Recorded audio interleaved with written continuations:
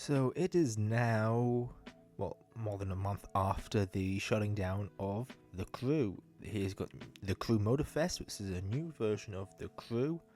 I think it's a free-to-play version. They want to make money from microtransactions as opposed to one-off purchase like the original. Though I think there were also microtransactions in that. If we go into my library, we can see that we have The Crew. It's at the top installed. The Crew is the only one thing I have currently installed.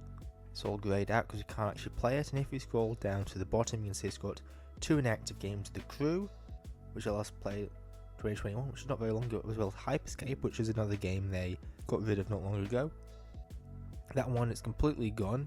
Nothing happens when you click on it. And even the images on here are missing, whereas if you click on The Crew, we can at least do this page. It says you no longer have access to this game. Why don't check out the store to pursue your adventures? It says last played March 26th. It's the play button that's all grayed out. Can't access that. Verify files and uninstall. News, update on The Crew. I've got these rewards, but I can't even play it anymore. It's still installed. So if you want to check that out. So here I've got the actual install files, or the actual installation for the game for The Crew worldwide.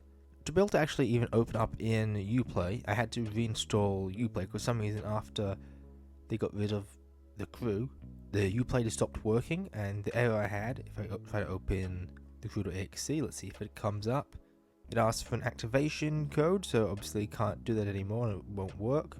And then The Crew launcher, is this the one? Yes, it failed to launch the game. Uplay PC has not been installed yet. A similar message to this kept coming up whenever I tried to even open up Uplay itself until I reinstalled it, and obviously that's not going to work anymore. Got nothing in these folders. Support, got manual. It's a bit weird they've got an executable file to open the PDF file. Because if you open that, it does literally just open up the PDF in whatever you've got as your application.